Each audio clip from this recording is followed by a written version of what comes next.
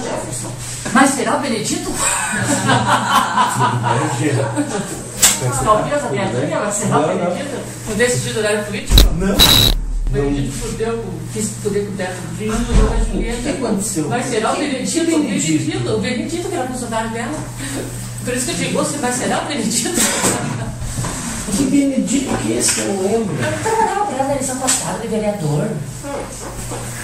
Ele foi da. Eu trabalhava no Centro Cercado, não, eu trabalhava no Centro Cercado. Filmoplan. Ah, não sei quando ele foi. Eu acho que ele foi da Filmoplan. Ele era lá do Cajuru, da associação, daí ele foi lá pro.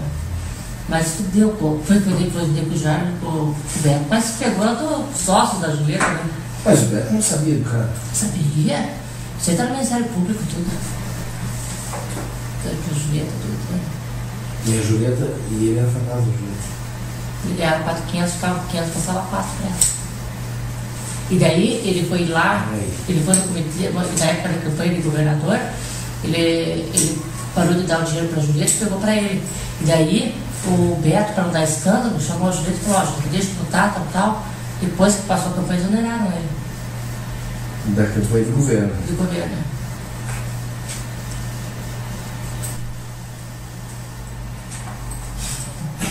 E ele foi lá na televisão os 2 dias e já estava na 15 berrando, mata a Julieta, o Beto, tudo. Mas que vagabundo. Vagabundo, né? E eu, até que, já que ele quis atingir o Beto, coitado, só que atingiu a Julieta em cheio, né? Ah, faltou última semana, veio uma feira da primavera agora. Hoje que eu falei pro Moreira, eu quero pegar o Moreira. Falei, Moreira, se me der 100 mil por cada nome, eu te digo mais 3 laranjas da Julieta. Teve um que foi muito tempo o Valdir, né? É ainda. É ainda? Era o Valdir, o menino lá da Pamonha, não era? O Valdair? O Valdair. Foi também. Foi. E o... Tem o Ricardo Posto. Esse eu não conheço. Trabalhou para um tempo, daí eu acho que a chefia e ganha, e trabalhou no posto e ganha um pouco lá dela.